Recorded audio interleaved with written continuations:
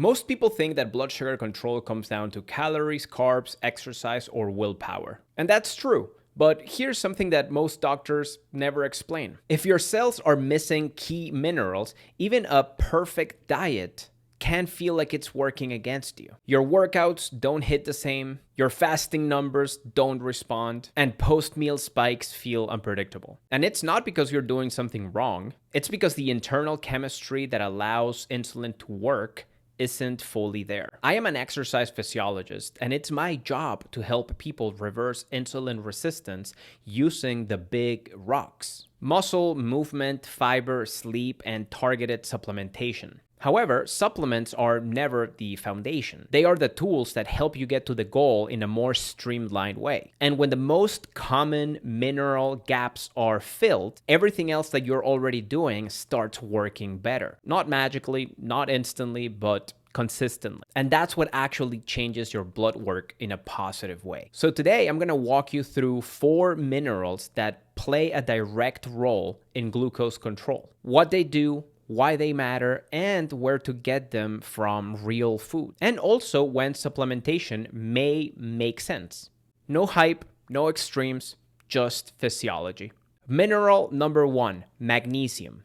If I had to choose one mineral for great metabolic health, it would be magnesium. Magnesium is involved in over 300 enzymatic reactions in your body, including the ones that let insulin bind to your cells and move glucose where it's supposed to go, into your cells and away from your bloodstream. But here's the issue. People with insulin resistance tend to lose magnesium at higher rates through their urine. And unfortunately, modern diets don't reliably replace it. So over time, a quiet deficiency develops. Not dramatic, not obvious, but enough to make glucose control harder than it needs to be. The scary part is that magnesium deficiency is widespread in the US, with studies showing around half to as high as 60% of American adults not meeting daily requirements, making it a significant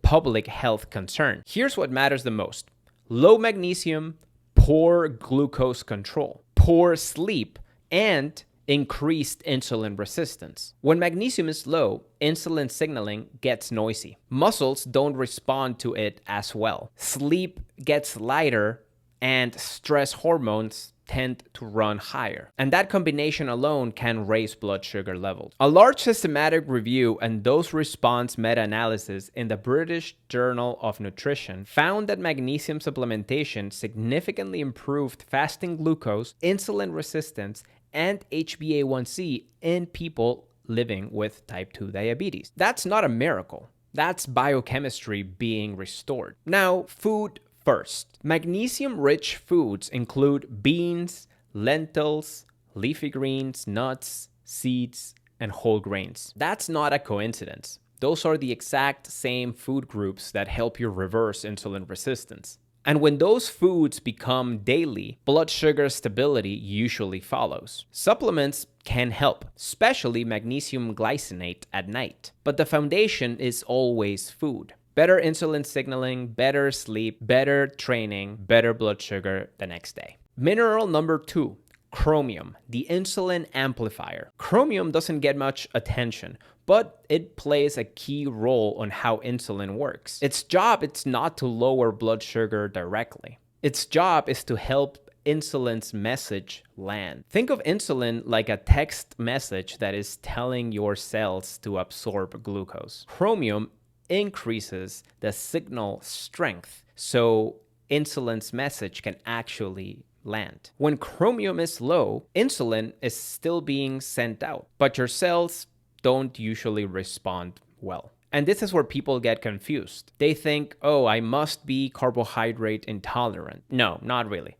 The signal to start absorbing glucose might just be too weak. A 2021 review in Biological Trace Element Research found chromium supplementation improved fasting glucose, insulin sensitivity, and lipid markers in people with metabolic disease. So where do you find chromium naturally? In foods like whole grains, broccoli, green beans, legumes, and eggs. When chromium is consistently present, insulin becomes more effective at lower levels, which means less stress in your pancreas and more stable blood sugar numbers. Mineral number 3, zinc. The pancreas protector. Your pancreas stores zinc for a reason. Zinc isn't just some random micronutrient. It plays a direct role on how insulin is made, packaged, and released from your pancreas. When zinc levels are low, insulin becomes less stable, and glucose control can start to feel unpredictable. Yes, even when you're eating right. This is the reason why people who are low in zinc often notice things like slower wound healing, more frequent infections, changes in skin or hair, and blood sugar that feels jumpier than it should for the same meals. Not because zinc controls blood sugar, but because it protects the cells that manage sugar. Specifically, it protects the pancreatic beta cells, the cells responsible for making and releasing insulin. A 2023 systematic review and meta-analysis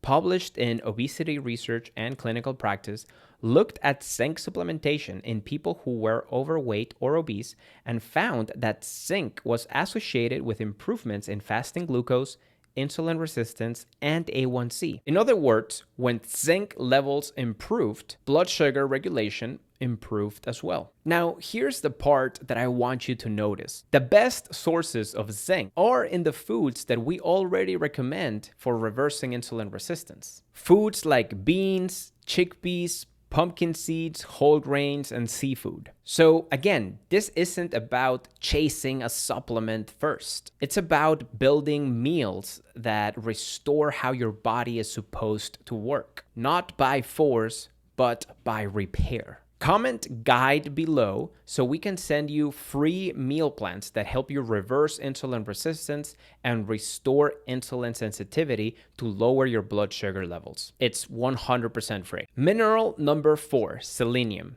the cellular defense system. Selenium doesn't directly lower blood sugar levels either, but it protects the systems that regulate glucose. It powers antioxidant enzymes that protect your pancreas, nerves, blood vessels, and thyroid from oxidative stress. And that matters because oxidative stress makes insulin resistance worse. A meta-analysis of randomized clinical trials showed that selenium supplementation reduced fasting insulin levels and improved a measure of insulin sensitivity, even though it didn't significantly change fasting glucose or HbA1c over the short term. In real terms, what that means is people required less insulin to maintain the same level of glucose control. Their cells responded more efficiently to insulin, but blood sugar itself didn't dramatically change on those short-term studies. That's a subtle but important distinction, and it does make sense when you actually look at what selenium does inside of your body. Selenium is an essential part of a family of proteins called selenoproteins,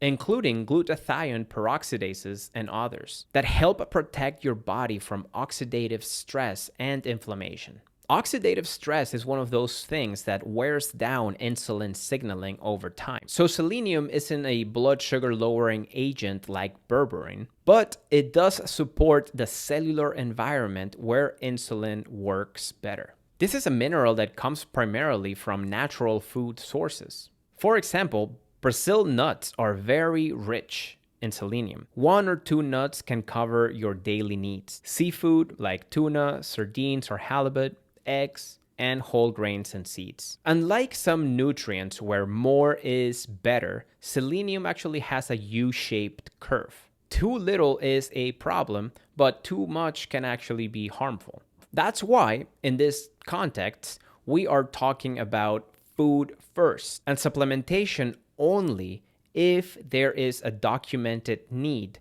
and you have the help of a clinician.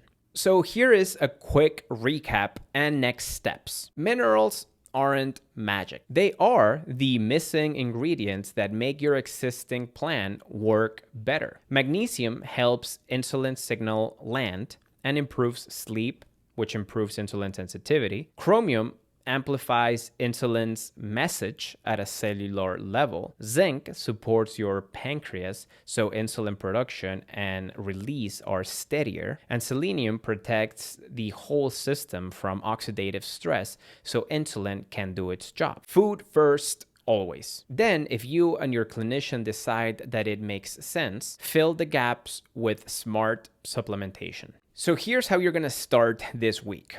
Add one magnesium-rich food daily: beans, greens, hemp seeds, quinoa, chia seeds, you name it. Add broccoli or green beans for chromium. Add a zinc source 3 to 4 times per week, like seafood, beans, lentils, or pumpkin seed. Next, add a selenium-rich source 2 times per week, like 1 to 2 Brazil nuts or a sardine a day. If this video was helpful, please give it a like, subscribe to our channel, and share it with someone who might benefit from this information. Go ahead and tell me in the comments below, which mineral are you focusing on first? Again, if you want a free jump start, you can also comment guide below this video, and I'll go ahead and send you our free meal plan that helps you reverse insulin resistance, increase insulin sensitivity, and lower blood sugar level. You got this. See you in the next video. Take care.